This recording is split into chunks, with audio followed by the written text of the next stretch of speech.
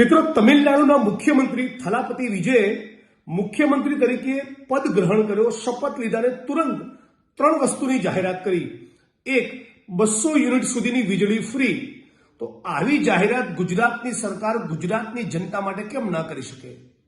સવાલ નંબર 2, મુખ્યમંત્રી તમિલનાડુ થલાપતિ વિજયે બીજી પણ જાહેરાત કરી કે સ્પેશિયલ ટાસ્ક ફોર્સની રચના કરવામાં આવશે ડ્રગ્સના દૂષણને ખતમ કરવા. આપણા ગુજરાતના દરિયાકાંઠે 72,000 કરોડનું ડ્રગ્સ પકડાયું, અદાણીના પોર્ટ પરથી ડ્રગ્સ પકડાયું, ટોટલ 1.5 લાખ કરોડની આસપાસનું ડ્રગ્સ પકડાયું. છતાં આ ડ્રગ્સનો ઓર્ડર કોણ કરે છે, આનો મુખ્ય સૂત્રધાર અને માફિયા કોણ છે, આની જાણકારી મેળવવા માટે રાજ્યની સરકાર ગુજરાતમાં શું ટાસ્ક ફોર્સની રચના ન કરી શકે?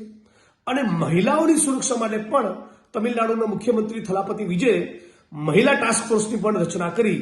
ગુજરાતમાં આવી રચના કેમ નથી થતી? ગુજરાતીઓ જાગો, ગુજરાત ડિઝર્વ્સ બેટર. આ ભારતીય જનતા પાર્ટીનો કાટમાળ બહુ માથે લઈને ફર્યા, હવે આમાંથી મુક્ત બનો. આપણે ગુજરાતી તરીકે આપણે વધારે બેટર વસ્તુની લાયકાત ધરાવીએ છીએ, પાત્રતા ધરાવીએ છીએ. ગુજરાતમાં જબરદસ્ત પોટેન્શિયલ છે, એટલે ગુજરાત ડિઝર્વ્સ બેટર. આ કેમ્પેનમાં આપ તમામ લોકો જોડાઓ.